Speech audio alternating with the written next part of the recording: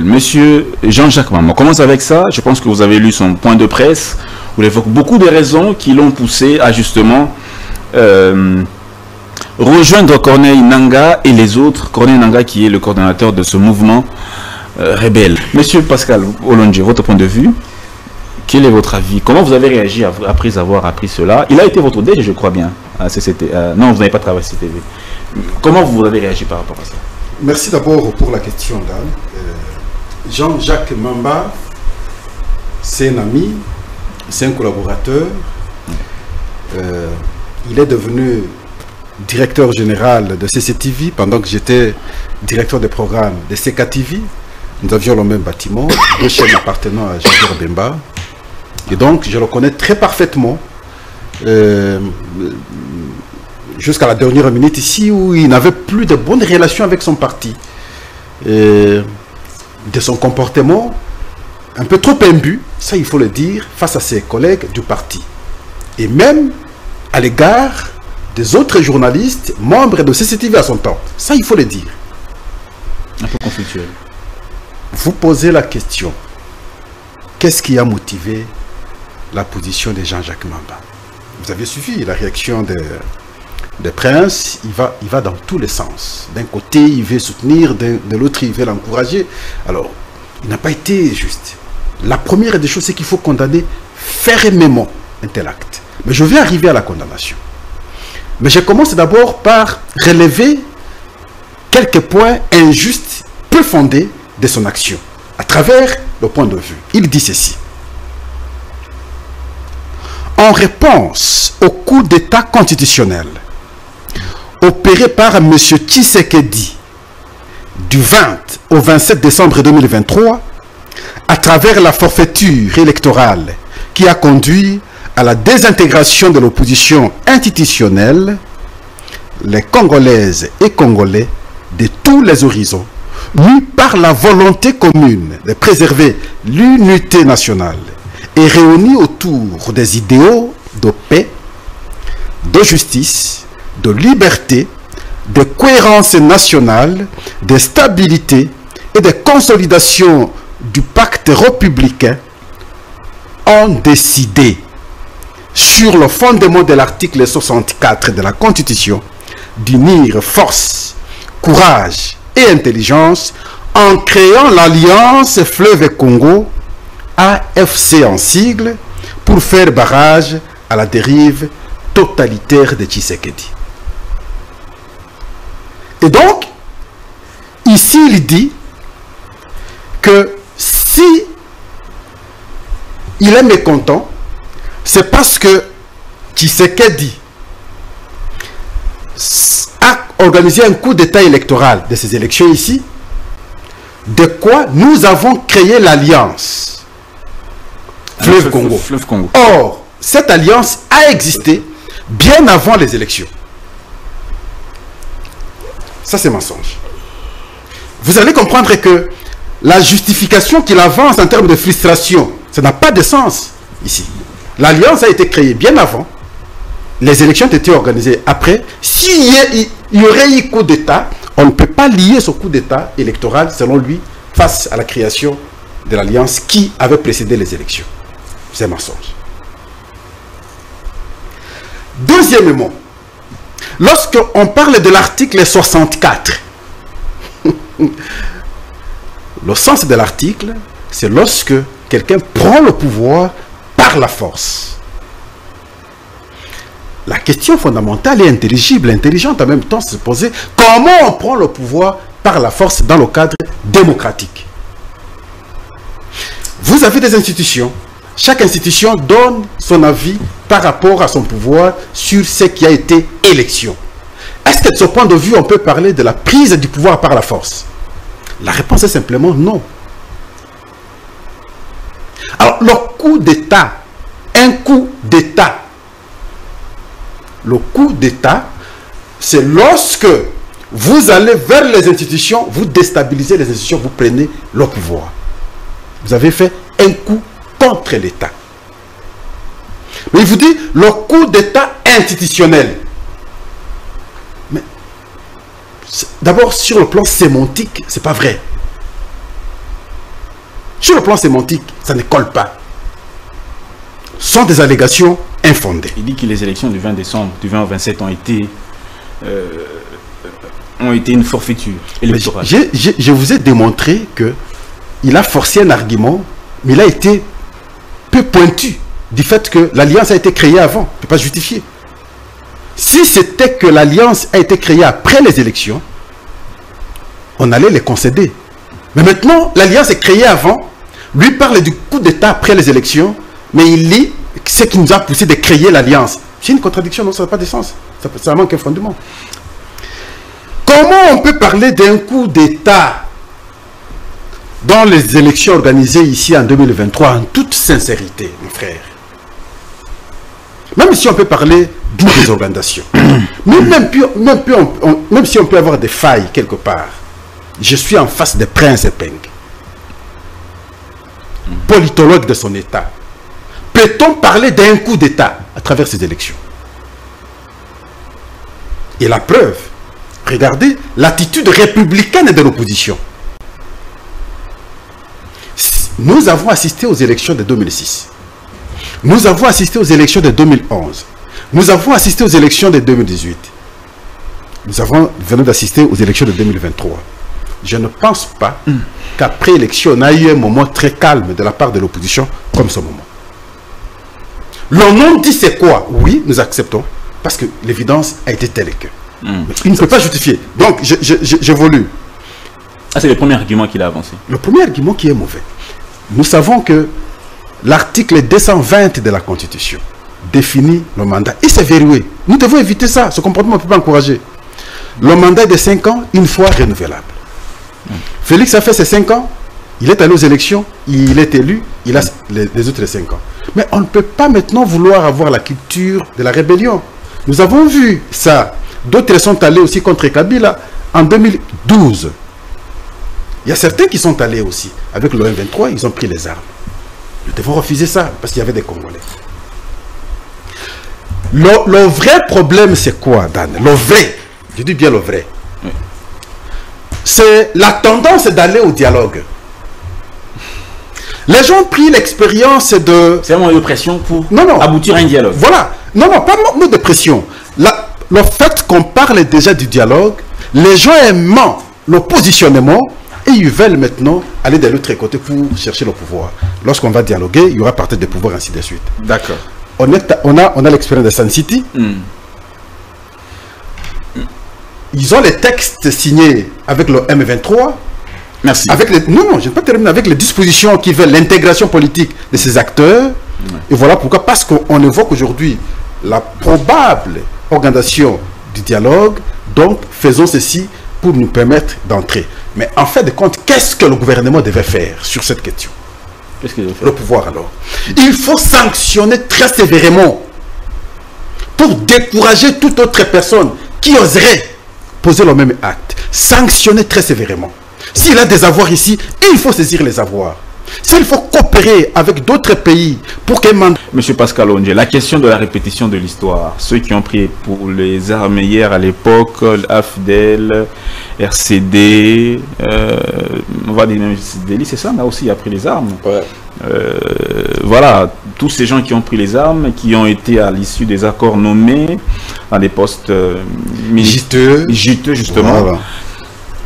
Vu qu'ils n'ont pas été sanctionnés hier, ce n'est pas ça qui pousse les autres à penser qu'ils peuvent aussi se retrouver dans la même situation. Effectivement, c'est cela le problème. Oui. Mais je souhaite ici que, parce qu'il s'agit de la République, oui. C'est mes premiers mots d'ailleurs lorsque nous avions commencé l'émission.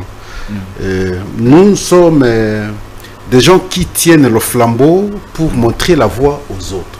Oui. Parce que nous sommes entrés au banc de l'école. Je crois que de nos points de vue, nous pouvons aider beaucoup de gens.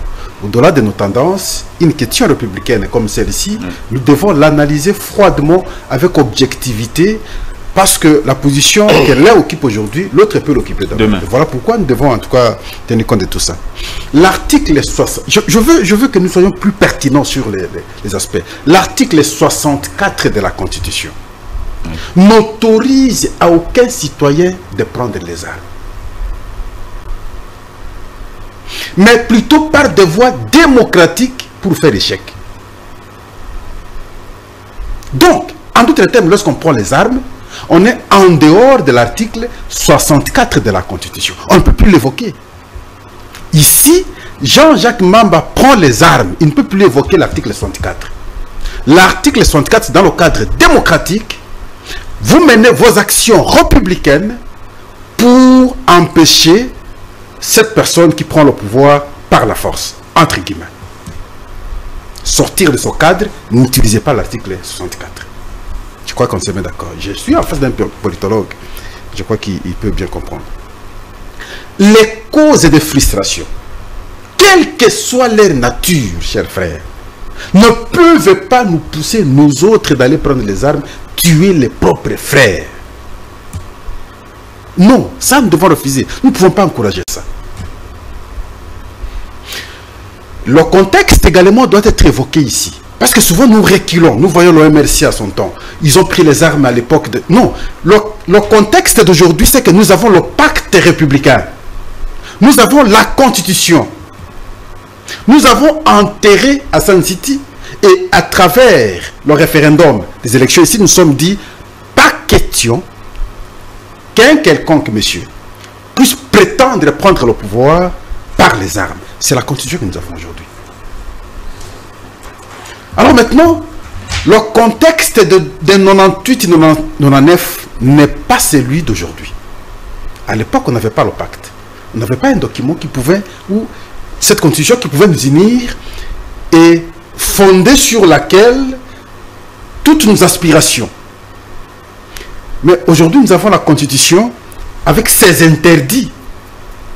Mais oui, Prince, lorsque nous avons accepté la démocratie, nous devons comprendre qu'il existe aussi des types de démocratie. Nous avons la démocratie consensuelle qui exige des compromis. À l'africaine d'ailleurs, c'est la démocratie que nous avions. Lorsque nous avons des différends, on peut se réunir, réfléchir pour trouver solution. Nous avons importé la démocratie électorale, la démocratie majoritaire. Et nous allons aux élections, celui qui a plus de voix est élu et proclamé. Il gère. Pendant sa gestion, il faut rester républicain parce que tous les actes qu'il va poser, il ne va pas rencontrer vos attentes. C'est comme ça que nous avons l'opposition. Ce n'est pas parce que mes attentes ne sont pas rencontrées par la gestion de tel monsieur, et donc moi je dois prendre les armes contre mon pays. Ce que vous allez tuer là, vous n'allez tuer personne de ceux qui gèrent le pays. Vous allez tuer les innocents. Et pour ça, en tout cas, je pense que nous ne pouvons pas accepter. Nous avons importé la démocratie, que le plus majoritaire dirige le minoritaire, et voilà, on est dans ce cadre. Donc, les arguments ici évoqués ne peuvent pas trouver un autre argumentaire positif de notre part. Les arguments évoqués, bien entendu, par Jean-Jacques Mamba. Mais il dit que, aussi, je veux dire, il dit, si nous devons condamner cet acte de Jean-Jacques Mamba, nous devons aussi condamner le coup d'État. Mais c'est ça que je suis en train d'expliquer à Prince. Ce n'est pas parce que, à travers mon acte, je pose par exemple, vous estimez que je l'ai mal posé, moi en tant que dirigeant. Mais cela ne vous pousse pas, vous, citoyens, de prendre les armes contre moi. Parce que nous avons des dispositions de la Constitution, je parle ici, le pouvoir c'est de 5 ans, une fois renouvelable. Ça s'arrête là. Les 5 ans ne traînent pas beaucoup aussi. Nous avions 5 ans de Félix, c'est passé, nous sommes dans les 5 ans autres. Mais c'est parti vite. On a l'impression comme si Kabila est parti hier. Voilà pourquoi moi je dis, nous devons éviter cette culture. C'est vrai, une culture qui a été baptisée par les mauvais comportements d'hier. Mais le contexte d'hier n'est pas le contexte d'aujourd'hui. Hier, on n'avait pas la Constitution. Aujourd'hui, nous avons la Constitution. Nous devons nous adapter à la Constitution. Un esprit faible va me dire, oui, la Constitution, mais lorsqu'on viole les dispositions de la Constitution, c'est aussi la Constitution. Non. Ici, c'est dans la gestion. Dans la gestion, il y a des impairs. N'est-ce pas? Il y a aussi des aspects favorables. Mais vous n'allez pas prendre les impairs de la gestion pour justifier ou comparer à la prise des armes. Merci. Si par exemple, je prends le cas, ça c'est mon point de vue, je n'ai pas été d'accord avec un document pris par le directeur des cabinets en termes d'une correspondance et autorisant les ministres de rester en fonction. Je n'ai pas été d'accord, moi, Pascal. Mais ça, c'est dans la gestion. Vous n'allez pas dire parce qu'il y a eu ça, alors moi je prends les armes. Non, vous êtes un faux monsieur, vous êtes un dangereux cette fois-là. Je suis contre la société. Voilà pourquoi j'ai proposé des sanctions sévères. D'accord. Au besoin, même la famille qui est ici, même si l'infraction est individuelle, hein, la famille qui est ici peut également être à mesure de se justifier pourquoi un tel comportement de votre fils. Justement, parce que c'est simplement cette manière. Mon frère, moi j'ai été au ministère de l'Intérieur. Merci. J'ai fréquenté, Prince n'est pas encore allé à l'Est. J'ai vu comment les gens souffrent à l'Est, mon frère. J'ai vu le degré de la souffrance, chers frères. On ne peut pas, quelles que soient nos oppositions, quelles que soient nos... accepter qu'un de nous prenne les armes contre son pays. Il faut voir comment vos frères et sœurs souffrent à l'Est. Allez-y, ayez le temps d'arriver là. C'est terrible. Quel que soit le mal que Tshisekedi peut faire, tout ce qu'on ne peut pas accepter, c'est de voir quelqu'un prendre les armes. Martin Fayulu n'est pas un faible. Merci. Ils ne le font pas, pourquoi?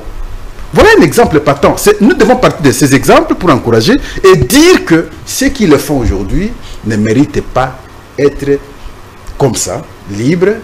Il est à Bruxelles, il se retrouve à l'est du pays, il tue les gens, il rentre à Bruxelles, il va à l'est, et puis un jour, il vient ici, dans le cadre du dialogue, demain il a le pouvoir, il nous gère encore. Non. Merci beaucoup, Monsieur Pascal Ouundji. Alors, je crois qu'on va passer à la deuxième thématique. On a suffisamment argumenté sur cette thématique. On ne va pas s'éterniser quand même. L'actualité est diverse. Si vous me permettez que je glisse ces mots, parce que je dois féliciter le point de vue de Prince. Et ça, c'est intelligent. Lorsqu'il dit que Kagame monte des stratégies. On l'a acculé sur l'homme 23. 23, c'est une fabrication rwandaise, ainsi de suite. Et il passe maintenant par d'autres voies pour créer notre parti politique, instrumentalise, enfin, notre mouvement politique instrumentalise les gens déjà à partir d'ici. C'est fondamental, ce point de vue. J'aimerais que les Congolais comprennent. Oui. Et c'est là notre faiblesse. Parce que nous ne faisons pas travailler notre intelligence. Vous allez vous rendre compte que ce soit en civil, que ce soit en militaire, les services d'intelligence ne travaillent pas très bien. Oui, on a voté dernièrement ici la loi de programmation militaire à l'Assemblée nationale, mais je n'ai pas encore totalement lu la loi. Je ne sais pas la part des considérations qu'on a dégagées pour le renseignement militaire. Lorsqu'on aura compris, on aura fait le jeu normalement. Ça, c'est le Rwanda. Et pour ça, je dis à Prince, félicitations pour avoir compris cela. J'étais en train de réfléchir sur son point de vue là. En tout cas, et quand vous analysez depuis qu'on a commencé l'ORCD ainsi de suite, ça c'est la stratégie. Cette décision prise par le président de la République de confier aux membres du gouvernement l'expédition des affaires courantes et même les élus qui sont ministres. Voilà, la question crée toujours la polémique. Il y a même des gens à la cité qui nous posent la question, mais finalement, qui dit la vérité? Est-ce ceux qui disent que le chef a violé ou ceux qui disent que le chef n'a pas violé? D'autre part, vous avez des professeurs d'université qui se contredisent sur la question, mais finalement, où est la vérité? Et quelle est la conséquence sur la gestion de la chose publique? En termes de solutions, par rapport aux questions comme ça qui divisent la nation, qu'est-ce qu'il faut faire? Je crois qu'il y a un problème des Français. Et c'est là où je ne suis pas d'accord avec lui. M'opposer Mbata sur le plan intellectuel comme si moi je dois me référer à Mbata. Non, en tout cas, il est professeur d'université, oui. Mais je suis diplômé de la même université pratiquement. Je ne pense pas qu'il soit une référence intellectuelle de Pascal. Ça, moi, je m'oppose, je refuse. Il est juriste, oui, je le respecte. Mais j'ai mon secteur en même temps. Et je crois qu'il peut aussi se référer à moi. Moi, je ne pense pas que sur le plan des droits, c'est à lui que moi, Pascal, je dois me référer de temps en temps. Ça, je refuse. Oui, je pense qu'il y a un problème de français. Pourquoi? Parce que on parle de la démission après l'investiture d'un ministre élu député. Il aura 48 heures pour démissionner. Moi, je pensais que le gouvernement étant, et ça, Mbata ne sera pas argumenté, le gouvernement étant la conséquence du Parlement, à partir du moment où le président de la République prête serment, l'Assemblée nationale tombe déjà à ce moment-là. Et donc, le gouvernement aussi tombe. C'est de là qu'on parlerait maintenant d'expédier les affaires courantes. Jusqu'à l'investiture maintenant du député ministre, et là, on parlerait avec un français clair, quitter le gouvernement. Ça allait nous éviter les ambiguïtés inutiles. Bon, ça, c'est Pascal. Deuxièmement, sur la question électorale, je vous avais fait une proposition parce que vous avez dit, mais j'ai craint qu'en 2028 aussi on aura de mêmes difficultés. Mais c'est fort possible parce que quand vous regardez à chaque fois, lorsque nous organisons, nous avons toujours des problèmes. Je vous avais fait ici une proposition de 10 ans pour un mandat non renouvelable. Et on verra comme nous avons des dispositions intangibles aujourd'hui de la Constitution. Qu'est-ce qui sera avantageux pour le pays? On va nous éviter ces dangers. Ça va nous éviter la perte d'argent, des tensions inutiles, ainsi de suite. Parce que pendant les 10 ans, vous verrez, un président élu pour 5 ans, chez nous, a toujours un deuxième mandat. L'expérience que nous avons déjà. N'y a-t-il pas moyen, maintenant, cette fois-là, couler les 2 ans à un mandat, et puis, bon, on gagne et l'argent et le temps, et on évite même les difficultés que nous avons souvent à chaque fois lorsque nous organisons les tensions au pays. Et enfin, je dis, le cas Jean-Jacques Mamba ne peut pas être une référence d'exception à travers nos points de vue lorsque nous analysons la question.